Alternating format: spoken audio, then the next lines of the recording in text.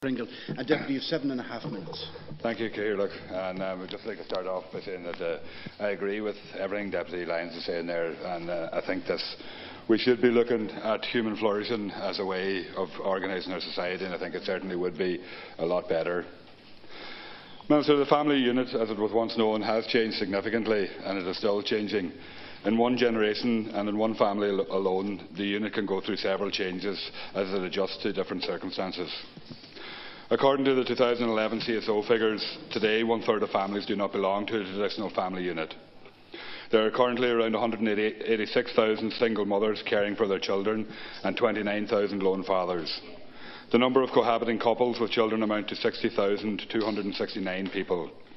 That's more than 275,000 adults and children who fall outside the traditional family unit. Significantly, this bill reflects this change and respects the many different definitions of family across Ireland, making them equal under the law. This bill overall improves equality in society, and the bill allows same-sex couples to adopt a child jointly, subject to the requirement that they are suitable adopters. I don't think anybody would have a problem with that. And the bill sets out various provisions by which a wider circle of people will be able to apply for guardianship, custody of, or access to a child, including grandparents. There are provisions in the bill to support joint parenting after relationship breakdown, and mediation is encouraged to resolve disputes about children of estranged parents. And various provisions in the bill are set out aiming to help people make parenting work. The law relating to child maintenance is amended so that all children will be treated equally regardless of the circumstances of conception and birth when making child support or lump sum orders. And most importantly, the bill provides a new definition of the best interests of the child in Irish law, meaning the courts will have to consider the physical, emotional, psychological, educational and social needs of the child, including the child's need for stability having regard to the child's age and stage of development. The best interest of the child is indicated in Part 5, which safeguards children's voices in the court system. It takes into account the best interests of the child in all court proceedings. It indicates a comprehensive list of what the courts must take into account when making a decision that could affect the child in question. However, Minister, I think attention needs to be paid to the application of this bill in the courts, and the court procedures need to be child-friendly. Dr Geoffrey Shannon, the Special Rapporteur for Children, suggested that in tandem with this welcome legislation development, structural reform should also take place.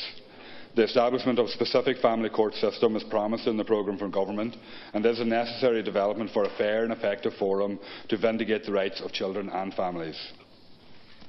There are some provisions in the bill that do not contribute to the development of a more equal society and which foster a sense of inequality within the family structure itself. And I think that's regrettable, given that this bill does generally set out to make the family relationships more equal, no matter what type of family that is. But currently a father only has full guardianship rights of a child if he co-signs a statutory declaration paper with the mother of the child in front of a peace commissioner or commissioner for oaths or solicitor, and this is despite the fact that the father may have signed the birth certificate of the child. The bill improves this situation by automatically granting rights to fathers, but only if they have cohabited with the mother for 12 months in total, 3 months of which are after the baby is born. And here the law presumes that the father is guilty of not being a responsible father until he is proven innocent. The Minister said that the 12-month provision was put into the bill to give the father an opportunity to show responsibility through cohabitation.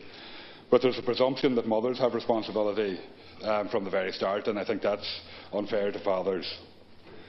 But many men show responsibility even without cohabiting. Some couples parent a child without cohabiting for many reasons. Reasons around housing issues, working abroad or having to work away from home, etc. And why should these fathers not get automatic rights as well in relation to their children?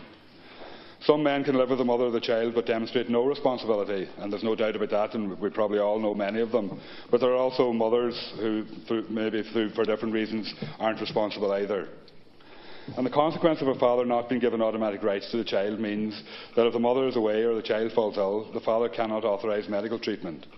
If the relationship breaks down and the partner decides to move abroad with the child, a father has little power to prevent this. And there is still no automatic right to custody or access to the child by virtue of being the father. By law, the mother is entitled to sole custody of the child if the father has not been made a guardian. The 3-month rule, where the father must be living with the mother after the birth of the child for this length of time to qualify for automatic rights, is controversial in cases where the mother is in difficulty after the birth of a child or the child is sick after being born. The father cannot make decisions on behalf of the mother or for the child. And many mothers are also concerned about this issue, and expectant mothers who want to effectively prepare for the arrival of the child are anxious about the legal entitlement of the father in this situation. If we granted fathers automatic rights at the time of registration of birth, these rights can be protested against in the court if a mother or the state is concerned about the welfare of the child. But we should have higher expectations of men in this country. Other jurisdictions grant automatic rights to the father upon signing a birth certificate, such as in the North, in England, Australia and other European countries. And critically, I think there's another major failing in this bill. There is no central registration system for the documents signed by fathers. So the signed document is not protected by a particular department, or is not lodged or acknowledged. So the onus is on the father to retain the document and keep it safe in case he ever has to assert his rights and to use it.